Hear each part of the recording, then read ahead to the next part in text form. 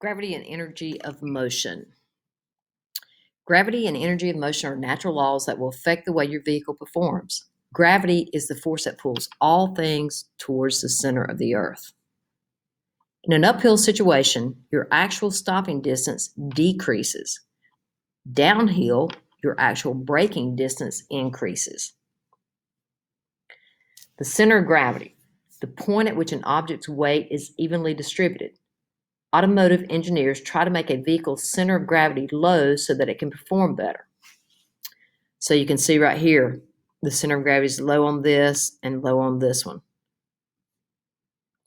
Energy of motion, also known as kinetic energy.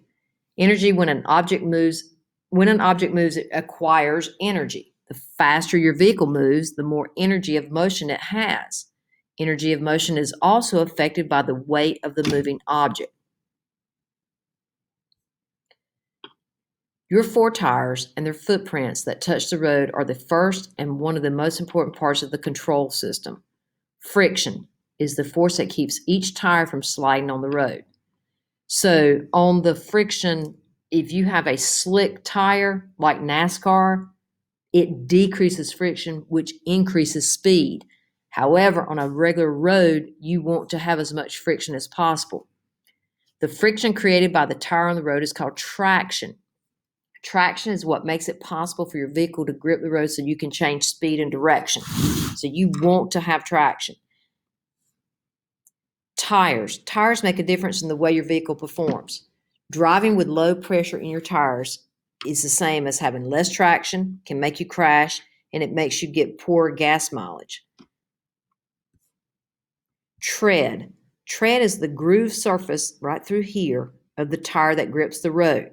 When the road is wet, the tread allows water to flow through the grooves and away from the tire.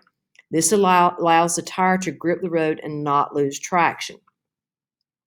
Which set of tires are not made for street applications, the right or the left? If any part of Abe Lincoln's head is covered by tread, you're driving with legal and safe amount of tread. If you can see above his head where it says, "In God We Trust," you're ready for a new tire.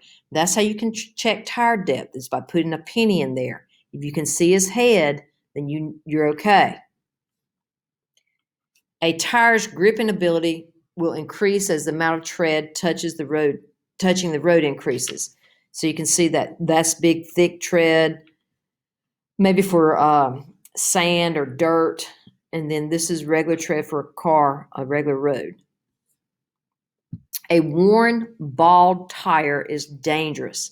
A bald tire will not grip a wet or icy road because it has no tread. The tire may puncture. If this happens, this tire could suffer a blowout when all the air escapes at once. So you can see this one's worn. You can see the radials in there. This one's already had a blowout. That one doesn't have any tread either. You're waiting for something to happen.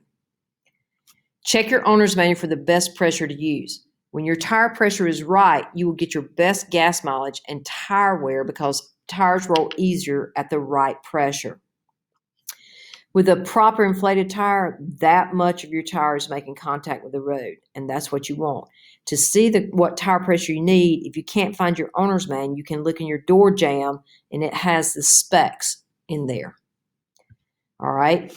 Proper inflation for a better grip on road. This is proper inflation so you can see how much of the tire is actually making a contact patch with the road. Under inflation, you just got the edges of the tire contacting the road. Over inflation, you just have the center of the tire contacting the road.